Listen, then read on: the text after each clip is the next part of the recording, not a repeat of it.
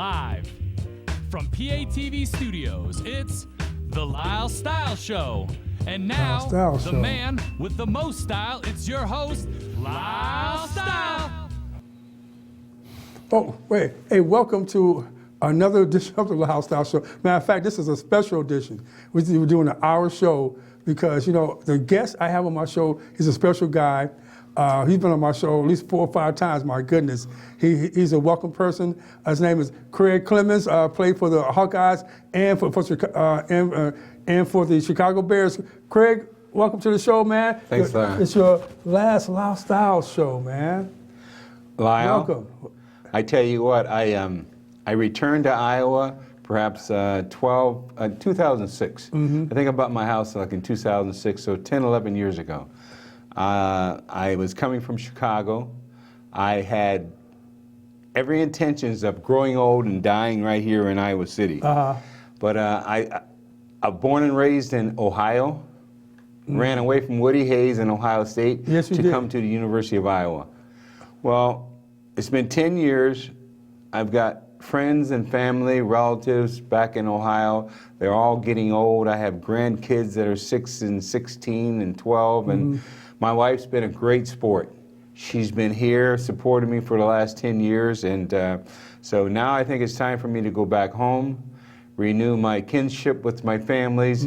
I've been to 2 or 3 funerals last year, and we just made it a point to say, hey, we need to get back home to Ohio on a consistent basis to live out the rest of our lives with our friends and family. Amen. Wow, man. But you know, everybody gonna miss you here, man. You're like a rock here, you know, in this town, man. You've done a lot for the university. You've been involved, you know, your alumni. You've been inducted into the University Hall of Fame. Yes, sir. Oh my goodness. I mean, so you've got some claim to fame here at the University of Iowa. So it's just been what are we gonna do without you, man? Well, I don't know, but it started in 1968. I was a recruit out of Ohio. They brought me here. I went to see a Supremes concert. Supremes. Denny Green was my host. The next night we went to the field house. That was when all the basketball games were in the field house. Went to the field house and saw a great basketball game. I had the best recruiting trip of my life. I said, if this is what it's going to be like, I'm coming here. It's been all uphill for you. It's been a blessing. Well, I tell you what, it's been uphill. But in 1969, we had a boycott. The University of Iowa football teams boycotted, and there were 16 black athletes that boycotted because we felt that there were things going on at the university that wasn't conducive for us. However, you have to realize that in 68 to 71, the Vietnam War was going on, and there was unrest on campus all over the country. So it was nothing unusual, but for us to lose 16 athletes from the football team, 7 of us were voted back on, and I was one of 7. Had my teammates not voted me back on in 1969, I wouldn't have been an All-American. I wouldn't have been a first-round draft choice, and my life and history with the University of Iowa would probably be slim or none. Wow, man, what a turnaround. I mean, what a blessing, because you're very talented, but you're very good activist, you know, off the field. You do a lot for people off the field. I know that because I know we met in 2011. The first time I met, someone told me, "Hey, my friend Annie," she said, "Lyle, I want to, you know, I have a good person to be a good guest for your show because he's really recognizable. He's played football for Iowa, but he's a pro athlete." I said, "What?" Oh, my mouth dropped, and I said, "Oh man, you know, because you was probably one of my." Probably 3rd or 4th guest I had on my show, because I started doing my show in 2012. I said, we got to have him. And he's over there, and I was so scared to meet you, because everybody was surrounding you and all that type of stuff, trying to get your autograph or whatever. You were doing a charity type function for kids. And I said, wow, this is a good guy right here. You know, I never thought about it, but you have to give back. There's so many people that's blessed me, and the University of Iowa has given me the opportunity to make a good living. I played 6 years in the pros. I was an All-American. Went through 3 coaches in 4 years. Okay, who was the coach that you went through? I started off with a guy by the name of Ray Nagel. There was another defensive back coach that recruited me, Wayne Fonts. He went on to coach at the Detroit Lions, and he coached Barry Sanders. But I came here under Ray Nagel. My freshman coach was Lawrence, Larry Lawrence's father. And so that was when freshmen weren't eligible. Really? See, you had a freshman team, and then you weren't able to play varsity until your sophomore, junior, and senior year. What? Now freshmen are eligible. So I had my freshman coach, Coach Lawrence. Then I had Coach Fonts. Okay. And then my senior year, after that team got fired, I had another coach. So I had 3 coaches in like 4 years. Wow. And there's no way there's any continuity. You can't learn any system. You're not familiar with anybody. Learning 3 and 4 different systems in a short period of time. Right, right. But you did it though. I did it. And my senior year, we were 1-10. I was still an All-American. Drafted by the Chicago Bears in the first round. Wow. I played in 2 or 3 All-Star games. I remember an All-Star game that I played in Montgomery, Alabama. Okay. Okay, with Walter Payton? Or Well, no, Walter wasn't there yet. I met Walter with the Bears like in 1974, 75. Okay. But I went to Montgomery, Alabama after leaving University of Iowa, where, racial tensions were real high back then. Never had any problems with anything at the University of Iowa. Earl Yoder and that group of people were town hawks. They took great care of me. We didn't have any problems until the boycott of 1969. 69, okay, that was a big deal. Well, it was a big deal because 16 players were lost. And when you lose 2 or 3 seniors, 3 or 4 juniors, and about 5 sophomores, starting athletes, especially the black athlete, your team's not going to be that good the next year. So a rebuilding team, wasn't it? Every year was a rebuilding year. So like I said, my senior year we were 1-10, and we beat, I can't even remember who we beat, but that was probably the most frustrating time of my collegiate career. Yeah, man. But you still was an all-star, still all-American. So so that shows you what your talent was. Well, still being an All-American during that downtime of your college career, So. And the worst game of the year, we played Penn State. We played Penn State in my senior year, and they had a guy by the name of Franco Harris. And another running back, Lyle Mitchell. Oh, shoot. They have Bob Parsons, a guy that I played with in Chicago as a tight end. And I'm telling you, they were running up and down the field, and I must have had 30 tackles that day. Did you? But I tell you, back I was a defensive back, but I tell you what, it was still great that they beat us, but they didn't beat us by that much. But to have that kind of a talent to go on to the pros, and Franco Harris won 4 Super Bowls with Pittsburgh, and Lyle Mitchell was with the Baltimore Colts. It wasn't the Indianapolis Colts. It was the Baltimore Colts. Oh man, you talking about back? Yeah, you're going back, boy. Yeah. So that was pretty good. And your what was your heydays with the Hawkeyes? What you feel really proud of? I don't know if we had one. I mean, we weren't very successful. The Hawkeyes are successful now, but they became successful when Hayden Fry came. I think Hayden Fry came in like 79 or 80, something like that. He came from someplace in Texas, right? And he brought a whole new culture. He brought some coaches and some style of play that was a little different.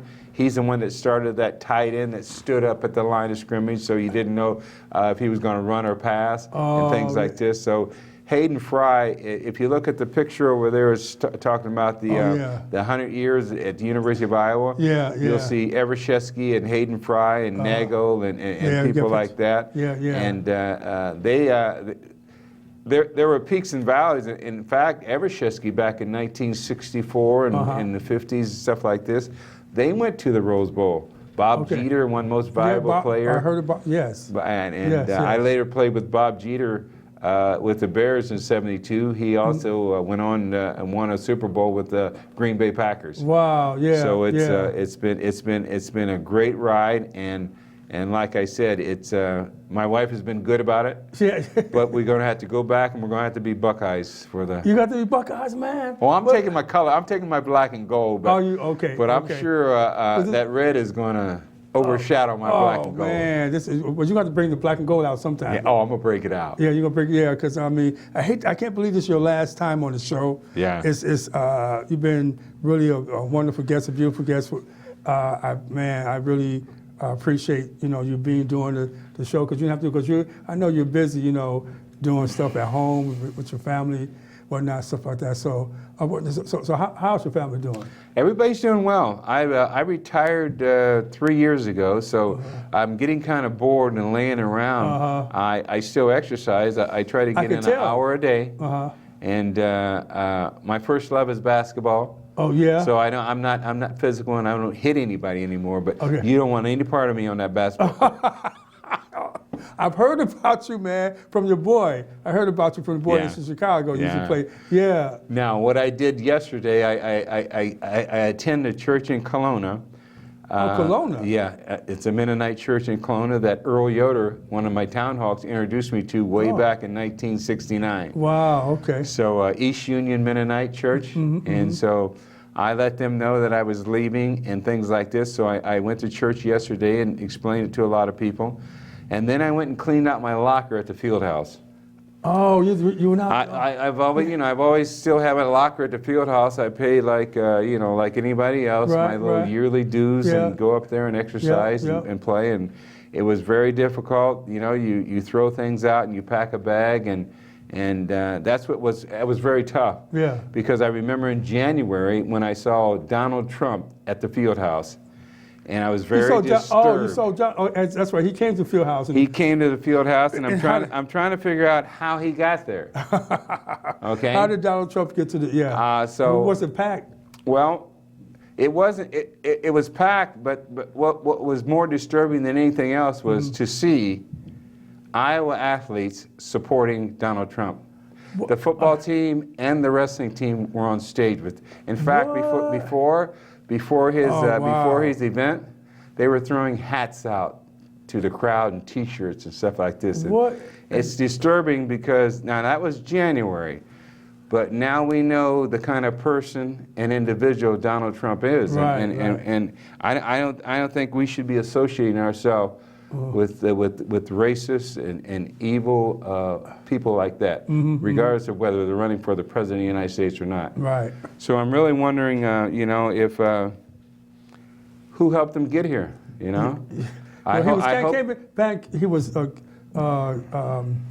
was campaigning here. Yeah. I think for because the caucuses, wasn't it?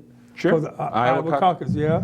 And so he had to, but he did not win the Iowa caucus. He did not win, and he's been bad-mouthing Iowa. But for the University of Iowa football team and wrestling team to go on stage with him means that they support him. Ooh, so if you support that, you're supporting a bully, a racist, a tyrant, and that's totally unacceptable for me. So I hope that the athletic director or Kurt Ferentz or somebody, whoever was in charge of bringing Trump here and allowing those athletes to go on stage, I hope they denounce him. Yeah. I haven't heard anything. Okay. But we know the kind of individual he is now. Right. Oh yeah, yes. And it's despicable, but it's something that hurts. But they have a right to represent who they want. But if the University of Iowa is supporting a Donald Trump, that's not very good. It doesn't say anything good for the university. Yeah, I hear. You know what? I hear what you say because we live in perilous times. We live in times that Orlando. I never thought it would. Orlando, just the other weekend. Yes, that was going on with that, and he even made comments about that situation that I've heard on television, was like, wow, if they had guns, if the guards had guns in there, this would never happen. He made some comments about that. Truthfully, we need to do something about those type of weapons to get in people's hands, even because the guy that did it didn't have no record. He was clean. He was all bought legit. But, he was, from what I understand, a homegrown, terrorist. Oh, he's an American citizen. You're right. So he was, homegrown. He wasn't tied to anybody in other countries, but just his beliefs that he felt here. Wow, it was really sad. It was really sad. No, I tell you what it was. He was. His father said that what really set him off was he saw two men kissing. Okay. Wow. So you have the LGBT. Yes. Okay. Yes. So you have. They have their rights. Right.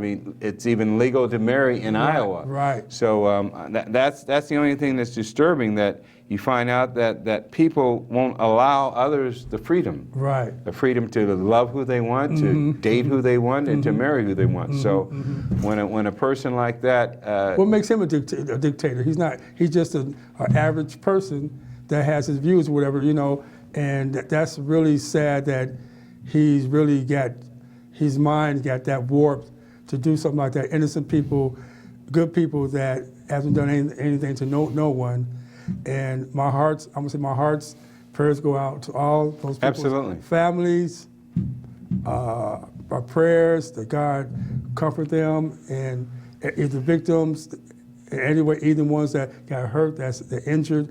I pray they have a quick recovery, and 50 people killed, yes. 50 injured. Yes. It's going to be still very this difficult the worst they for say the in family. history. Yes. The worst in the history. And I do, like you said, we want to send our prayers and thoughts out to the families, the victims, and that God will comfort them, and God will put them in their hands and their arms, and make them feel loved. And I think that it crushes my heart to see anybody, die like that, period. Senselessness.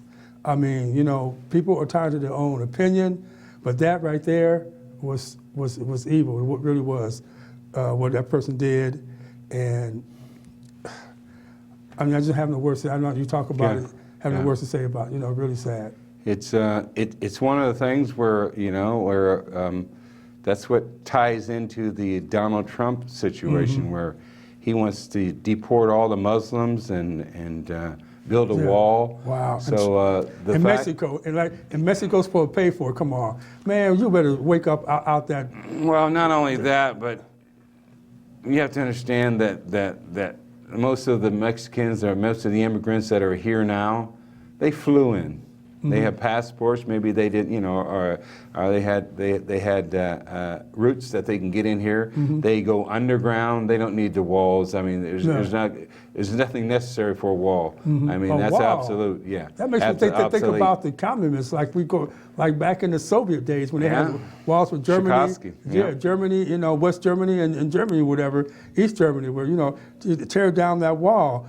Even Reagan said, tear down that wall. Yeah. Now, Trump, be quiet. We're not going to build no wall. Well, let's hope that he doesn't get close to the White House. He's insulted John McCain, a war hero. He is. I like John McCain. Megyn Kelly, Rosie O'Donnell. So that's what was so disturbing for me when it came down to seeing Donald Trump here at my field house. At your field, right. And people cheering for him. But like you said, everybody's entitled to who they want to believe in, who they want. Everybody's entitled. This is a free country. It's a free country. Don't mean that I agree with it or endorse it. But it's a free country. So. Well, I have a son, and he went here. Yes. He went to school here too. He wasn't even on scholarship, so we paid money. So, but today, if I had a son, I couldn't have him coming to the University of Iowa to support a racist and a sexist for president. Yeah. America, it's all inclusive. Right. So, when you see things like that and people are so biased, that rubs me the wrong way. Yeah, I hear you. You know. So I mean, now on a lighter note, we have you brought here in the background 3 icons right here. A class for all season. Classic Chicago Times, class for all season. And you know, now, did you ever meet Michael Jordan? I met them all. I was in Chicago during. I played with Walter. You did you? Michael came there, and Andre Dawson. All 3 of them were in Chicago at the same time. Oh. But I think my daughter and I went to Michael Jordan's retirement. Okay. And on the cover of Sports Illustrated, they'll have Michael pulling up his retirement name and everything. My daughter's in that picture. She is. Oh, we were front stage. Oh man, but that was a wonderful thing right there. Andre Dawson was the big baseball player. Yes, with Chicago Cubs. And Walter Payton. I mean, they called him Sweetness, but yes. Probably was he a nice guy? Walter Payton was the best. Really? And he had this high voice. Did he? He had a high voice. But I tell you what, he'll run over you, around through you, yeah. And what an athlete. I remember one time after practice, Walter Payton walked on his hands, like a handstand, from the end zone to the 50-yard line. Some people, there's a story that has it that he walked the whole 100 yards. I saw him do 50. Wow. But what a remarkable athlete and a great person and human being. And it was a shame for him to be in the Super Bowl in '85. And they ran New England Patriots or whoever they played off the field. Yeah. And he never got a touchdown. He should have got that touchdown. He was very disturbed about that. Now you were telling me talking about that because I didn't know that. Who was the coach? Mike Ditka. Yes. I've heard some things about him, and that kind of bothered me a little bit. That who did he put in? He put in the refrigerator. Oh, yeah. William Refrigerator was a defensive line guy. Right. So why would he put Walter? I mean, that's a star athlete right there. I think he was trying to rub the victory in the face of New England and was going to do something cute and put in a defensive tackle to score a touchdown. When in fact he should have given it to his all-time leading rusher and the greatest football player next to Gale Sayers. Yes. Gale Sayers. Yeah. Have you met Gale Sayers? No. Yes. My wife.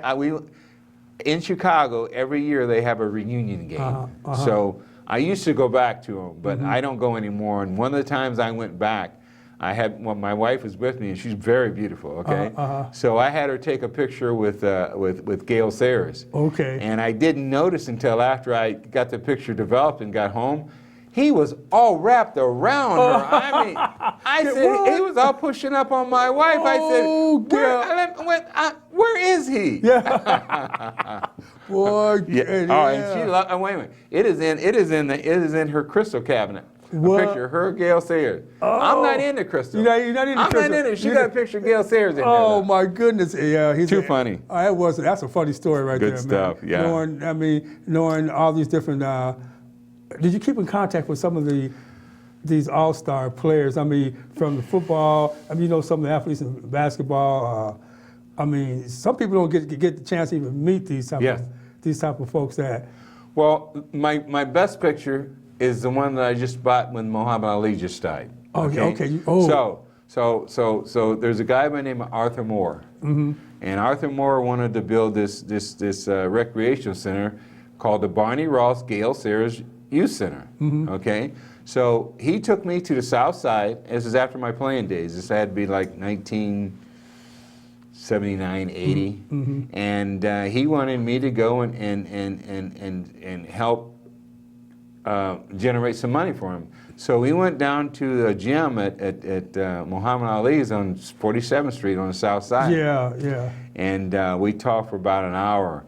And he was trying to explain how the Barney Ross and Gale Sayers Youth Center was going to be that good. He said, hey, if you name it Muhammad Ali Youth Center, then I'll support you. We didn't get a penny. We did not get a penny. But he was gracious and nice, and that was my only time I met Muhammad Ali. Really? Okay. When my mom used to work for Ebony Magazine back in the day, and she was Ebony Magazine, and she back in the day Chicago. And my mom used to model for back then they had catalog models, in like Jet Magazine, but it was called Tan. and my mom was one of the models in there, but she became one of the secretaries down there for a long time. And so Muhammad Ali came in, and my mom, Ali's always a flirt, man. But yeah, absolutely. Yeah, he a is. womanizer. Yeah, he is. He's been married 4 times. I mean, he's greatest boxer in the world. But guess what? He couldn't control his emotions. Yeah, he loves women. But and my mom he just wrote a nice autograph picture of Muhammad Ali to my mom and whatnot, and we put it in our it was our glass case table. Shining cabinet. Yeah. And with the autograph there. I was a kid because I didn't realize who he was back then, but looking at it now, boy, I wish we had kept that autograph, Yeah. So it was Ali was just an amazing person, icon. Everybody just loves him. He's recognized. He could have ran for any type of office he wanted to, and would win. No, you know what though? I remember in the early '70s when I was growing up, I called him a draft dodger. Oh, did you? Because what he stood for? He was a Muslim. Yes. And they wanted him. They drafted. Back then, instead of it being elected, but you were drafted. You had certain numbers. Right. So I made sure that I stayed in college.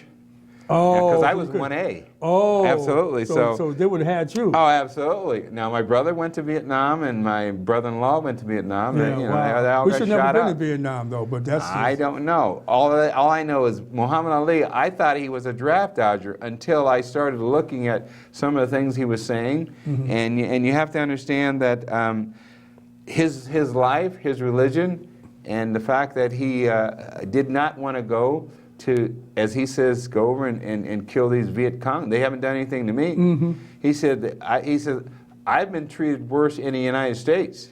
At that time, in 1965, I think 64, he was in the Olympics. Right. He won a gold medal in the Olympics, and he came back home and couldn't even sit at a counter in Louisville to eat a meal. Right. And that's when the story goes that he took his gold medal and threw it in the Ohio River. I've heard. It's supposed to be a true story. They recovered it, but that's supposed to be a true story. Wow. He's very outspoken, and he was very, like I said, icon. He had a way with words, and he will sorely be missed. I mean, what can you say about? He's a part of the civil rights movement. Yes, he is. Okay. When you look at Ali, Martin Luther King, people like that, Harriet Tubman. Yep. I mean, these are civil rights leaders. Harry Belafonte. Yep. Malcolm X. These guys helped to calm the storm. But you know what they did more than anything else? What's that? They became once you're part of the establishment, you get honored. Okay. At one time, they were hated. I mean, because they were against the war, they were against racism, they were against discrimination, and all those good things. Okay. Against, Jesse Jackson, Rosa Parks. Rosa Parks. See, all these people right now: Harriet Tubman, Nelson Mandela, Abraham Lincoln. I mean, you have people like that fought for the black rights and for freedom and for equality. And at one time, they were the enemy. Yeah. But as time goes on and we saw that they were right and the laws changed for the black man, and now they become heroes. You have Martin Luther King Day, Rosa Parks is on a stamp. They've written in the history books. Jesse Jackson. I mean, you're talking about Al Sharpton now is on TV. I mean, these are all our leaders in the movement back in the day. Right. Wow. And what a great icons they are too. And I remember growing up in Chicago. I remember when Martin Luther King got shot. I was 10 years old. I was removed to Southside Chicago, 1968, in April. It was in April when it happened. I can remember like yesterday. I mean, wow. And 1968, I graduated high school.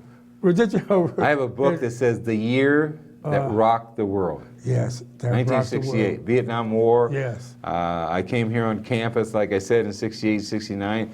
The women were burning their bras. Equal rights. There was Janis Joplin. There was drugs and marijuana everywhere. That was it. Yeah, that was it. But wait a minute, we had it tough here. Woodstock, but Kent State. Four Dead in Ohio. There's a song that 4 college students were killed on campus during the riots. So it was very turbulent times. But '68, the year I graduated, was the beginning of a lot of turbulence. No, yeah, man. That's like I said. Martin Luther got killed in April of '68, and it was riots all over the country. But he's just a remarkable person. Him and his wife, now his kids are still taking up the banner and doing great out there in Atlanta and stuff. But there's a lot of things happening, that you was referring to talking about from what you've been through down through the years and stuff like that. So we're with this icons with these people. Well, let me tell you something. I've been blessed. To live through all that. And June 1st was my birthday. June I turned 1st. 67. Really? I was 67. So you don't look June it. 1st. You don't look it. Though. Well, yeah, I you feel look it. like you're 67. And yes. At 67, I've seen a lot. Yes, you have. And I've come through a lot. And I think that there's a concussion lawsuit since I played in the NFL. And the NFL denied the fact that they knew anything about concussions and how it affected you seen the movie, people. Concussion? Oh, the movie Concussion. I lived the real life. I remember as a second year, third year player with Chicago. We were playing San Diego, the San Diego Chargers, and I remember hitting Bo Matthews making a tackle in the first quarter, and I woke up on the sideline. It was the second half. And the trainer was saying, "You know where you are?" I said, "Yeah, we're in California." "You know who you're playing?" I said, "Yeah, we're playing San Diego." And he said, Abe Gibbon was the coach. He said, "Abe, he's okay." Abe said, "Put him in." Now we have concussion protocol. Right. I mean, you have basketball players. But you had a concussion though. Oh, absolutely, I had concussions. Not only in the pros, but in high school and college.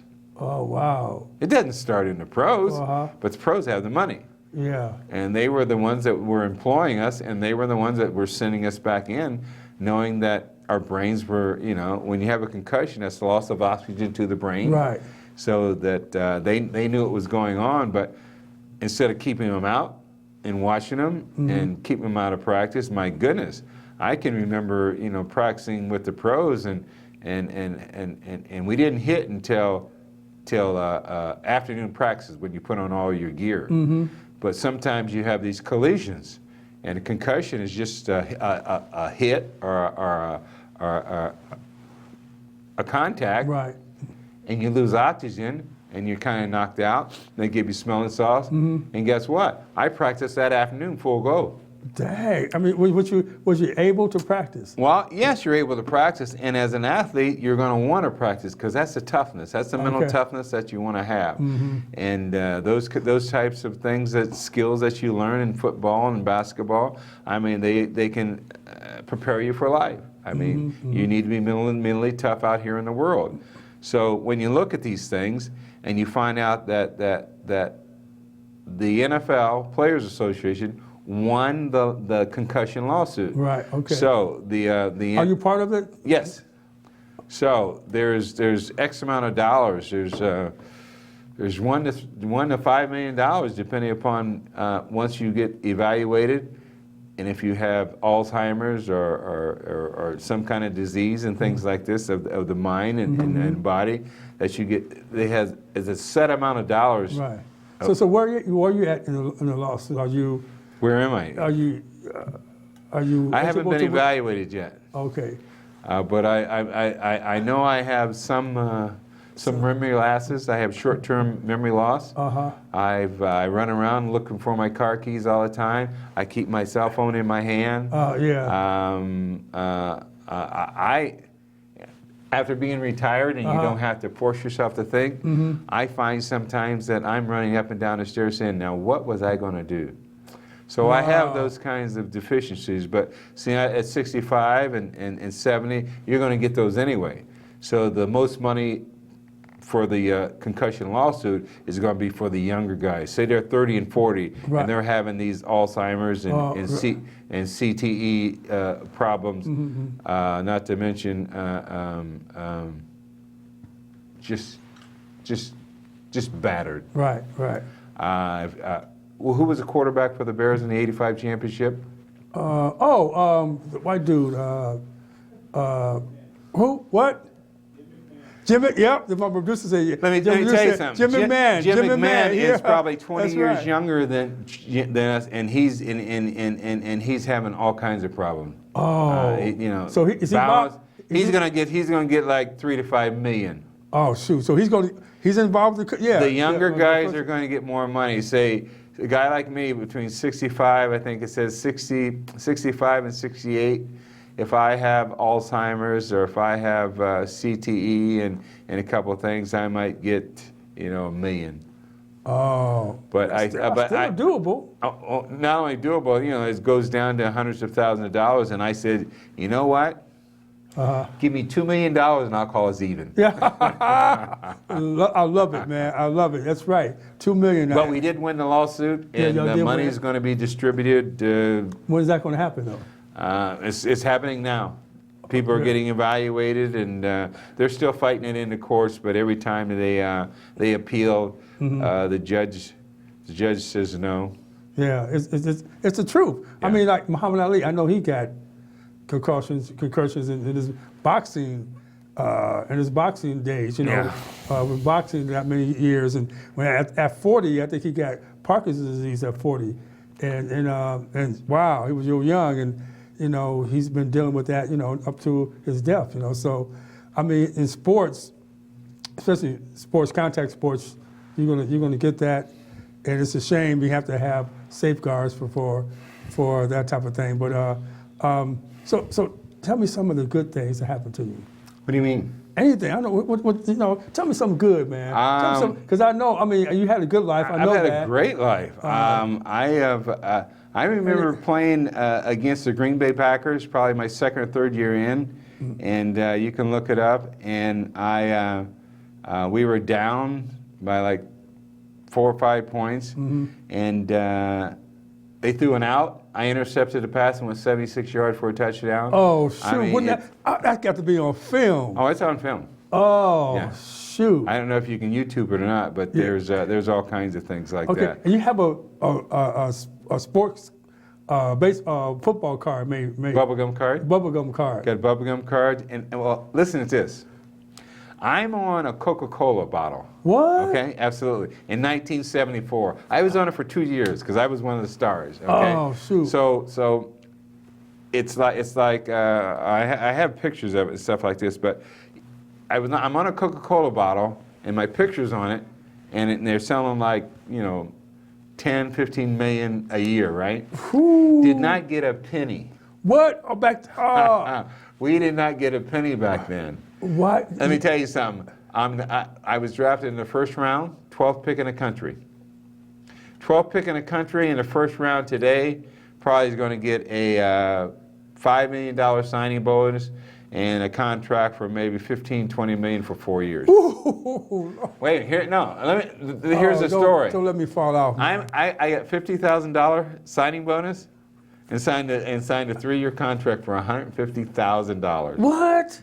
Oh, are you serious? Only in America. For 3 years? 3 years, yeah. Oh, well, that was back in the 70s. Look at my producer shaking his head like, can you believe it, man? It's a whole new world. Yeah, he's just shaking his head like, oh, yeah. He said, no, I'd like to play today, but no. Producer, Lyle, he can't believe wow. that. $50,000, that's off of your signing bonus. Oh, no, wait a minute. And I was one of the highest paid players. You was one of the highest.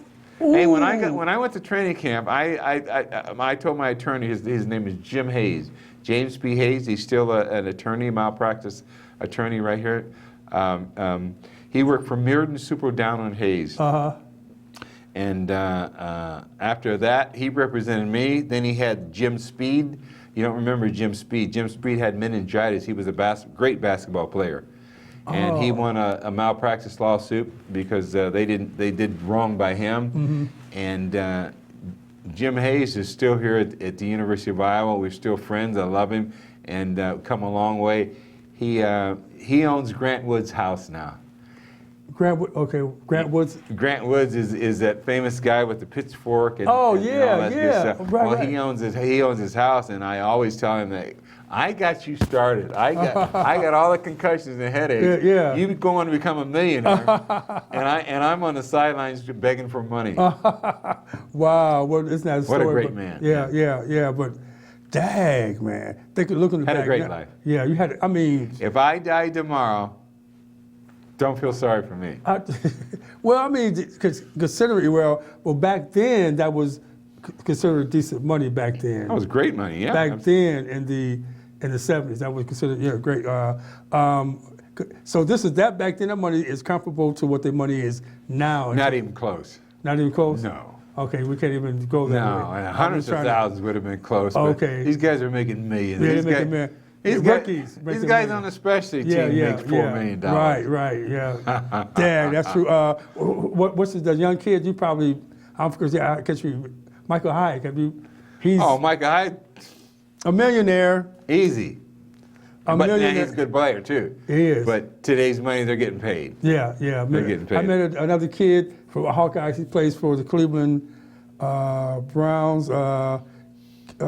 Keenery. I met him at the store. He got drafted to the Cleveland Browns and whatnot, and quite sure he's making real good money.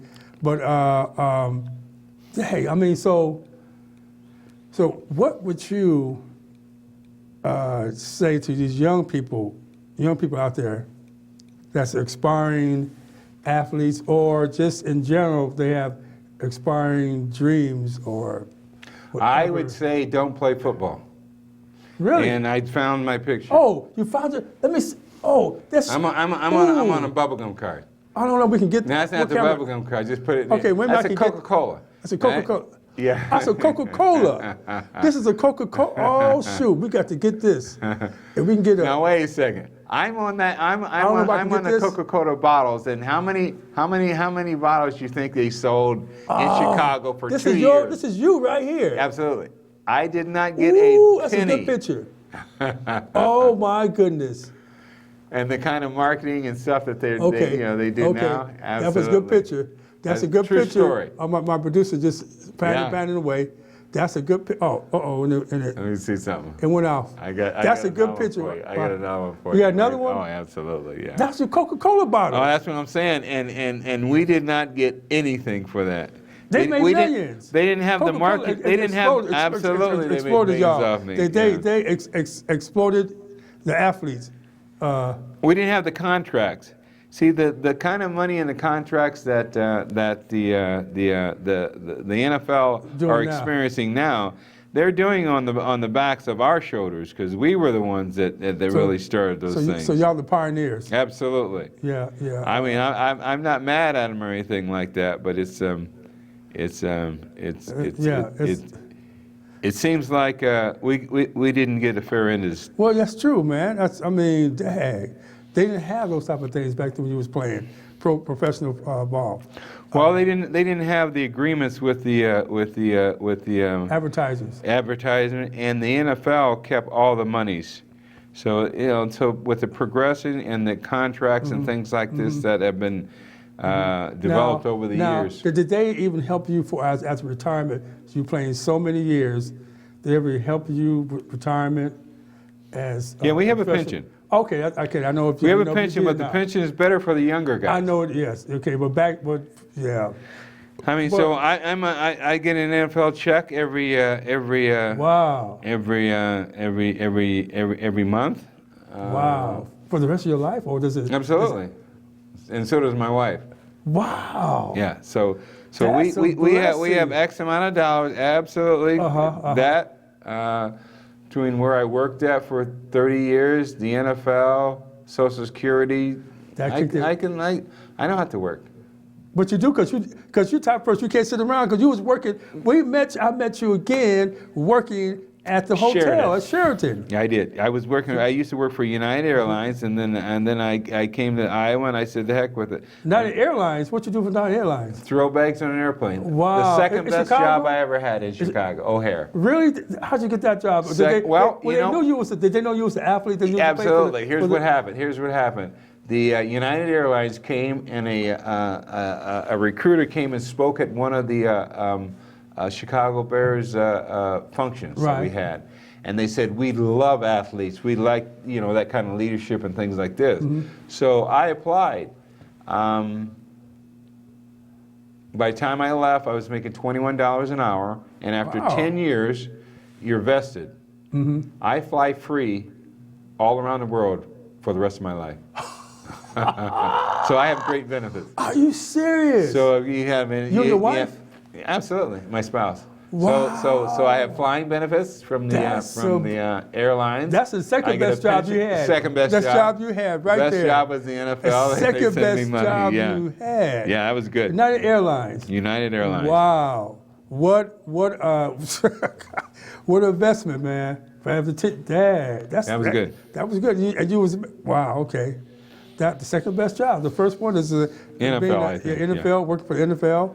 But today you were asking me. You were saying, what would you do? Knowing what I know now, and I've given this speech several times, I would not allow my son to play football. Really? You can learn these because it's dangerous. It's dangerous. It's violent. It's dangerous, and the techniques that are being taught today are not the same techniques that we were taught when we were younger. So are they more violent techniques? Well, they're not good. I mean, we're taught to tackle with our shoulder. Mm-hmm. Okay, now they're tackling with their head. So they allow that to happen? Yeah, you're supposed to make the tackle, slip your head to the side, and hit them with your shoulder. Right. You're going to get hit some way somehow. But now guys are going in there with their head first. That's not good. Well, they want to make the tackle. They think that's the quickest way because it's harder for you to lift weights and be strong and hit that man up in his chest. It's all techniques. So they need to go back to old school ways. Old school is sometimes the best. Old school is the best for techniques. Yeah, you never mess up with old school. Sure, they taught you to tackle with your shoulder. Yeah. The hit with your shoulders. I mean, you had drills where you were building and developing shoulders and backs, and now with steroids and everything else, everybody wants instant gratification. Yeah. Now, did they have steroids back then? And when you was doing was it steroids? We heard of it, and you always seen.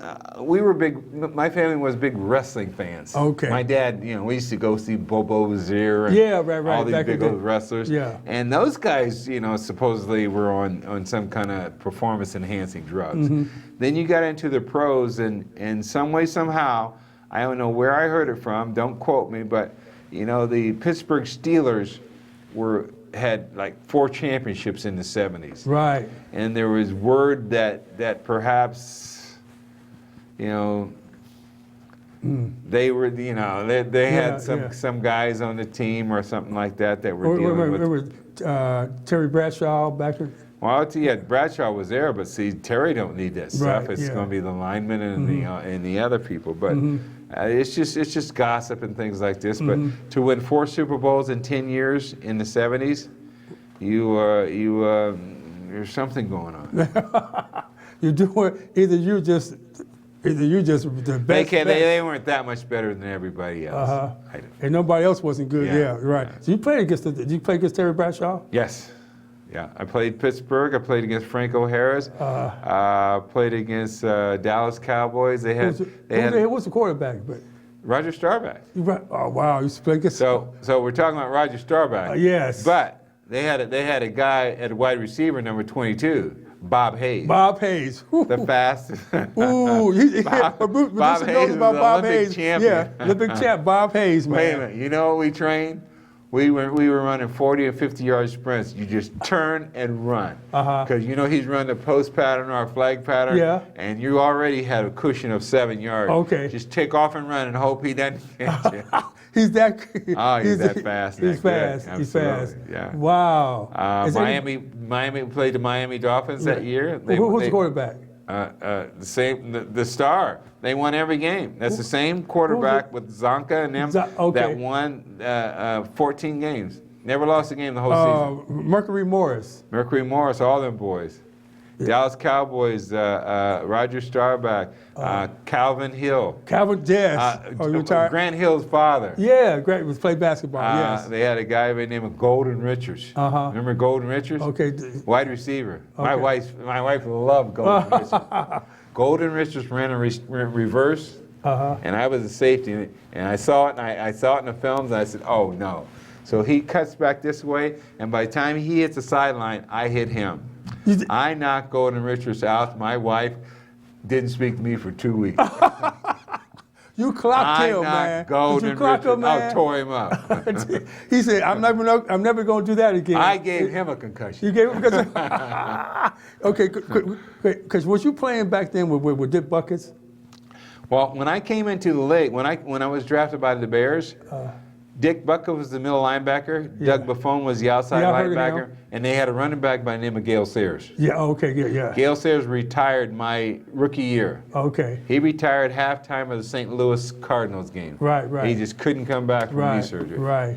And things like this. So that was I've heard a lot about Dick Buckets, but Dick Buckets was the meanest, roughest. Oh. I mean, we watching films and stuff like this, and he's You seen him in person? You seen him hit people? I showered with him. He's a big dude, wasn't he? Oh, yeah. Middle linebacker. Man. Okay, Great guy. Now, how was he? Was he a decent guy? Because I heard some conflicting things about it. You hear these rumors about everybody or whatever. On the field and off the field are two different people. Okay. On the field? Oh, absolutely. On the field, game day, we're animals. You don't even want to be around us. We can't stay at home. We have to sleep in a hotel the night before. You get all prepped up. You're calming down by the time you get home, but you have to get that rage and build that up, and football is a violent sport. Really? I was a violent football player. Wow. And I heard he actually killed someone playing. No, that's a lie. You think that? But, okay, I know what you just did right there, young man. But guess what? I knocked him out, and somebody knocked him. Knocked you. Now hit you that hard? Wait. It was a Detroit Lions game. Okay.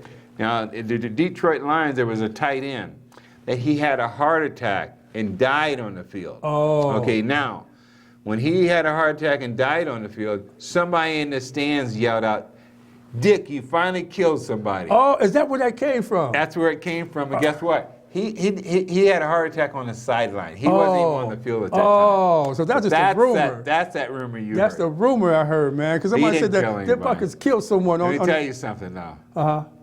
They knew they were hit when Dick hit him. Ooh, that dude. Yeah, I heard he could. It's a violent sport. Yeah, I knew he. Y'all hit. Okay, so did y'all play against the Minnesota Vikings? Twice a year. Okay, who's the quarterback? Fran Tarkenton. Fran Tarkenton. Let me tell you something. You played against some great I played against some great ball players. Let me tell you something. The toughest guy I ever had to tackle was Chuck Foreman. Every time. I never heard that. Who did he play for? He came from Miami, but he played Minnesota. Every time I tried to tackle him, I hurt something. Because at the last second, he wouldn't let you get a clear shot on him. So you'd have to turn your body and hit, and you weren't at full strength. And I always skinned my knee. I always hurt ankles or something. Every time I tackled him, he hurt me. Oh, John Brockington. I heard that name too. Oh, from Ohio State, Green Bay Packers.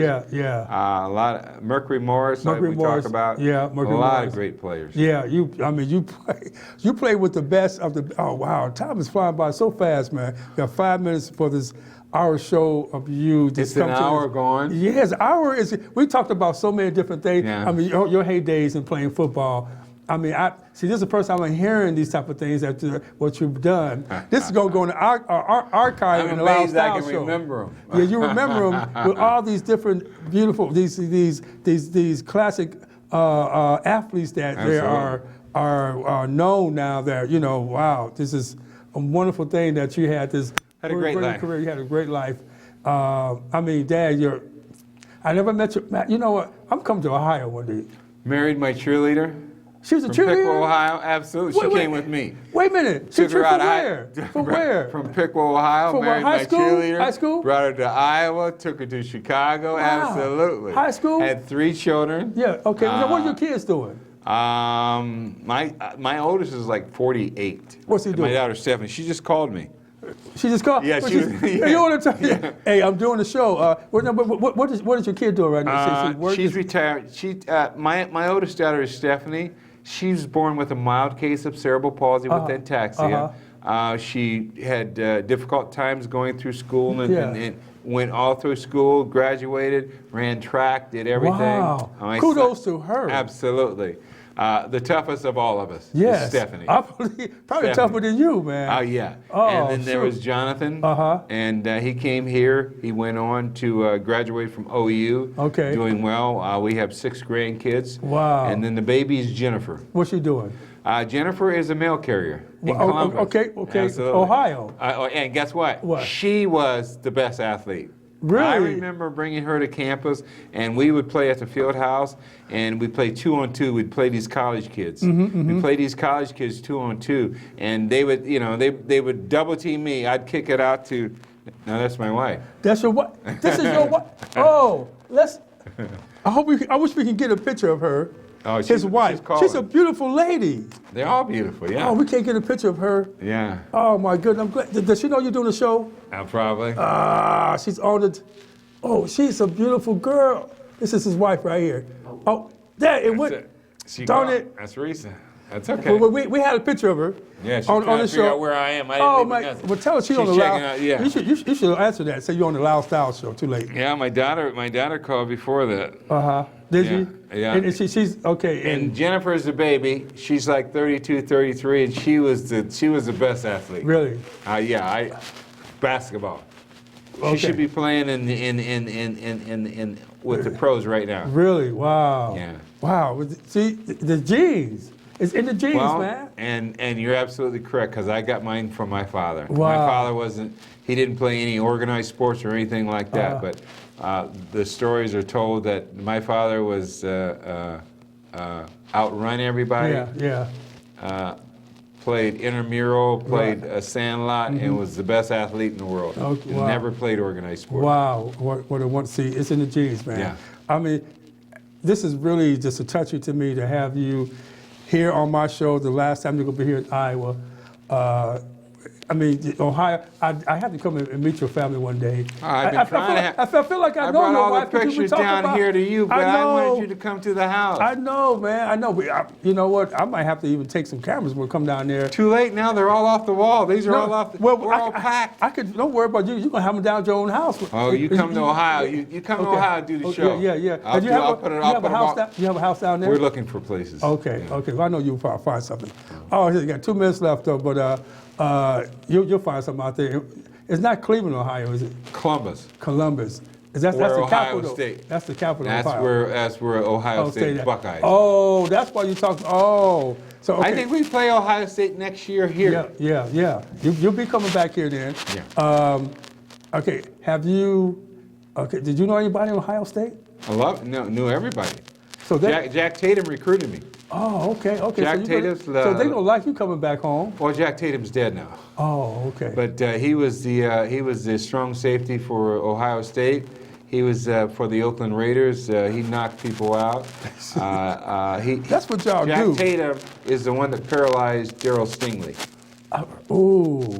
Remember Darryl Stingley? Yeah. He's the one that hit Darryl Stingley and paralyzed him. That hit him hard. Oh, it was legal, I gather. Absolutely. Yeah.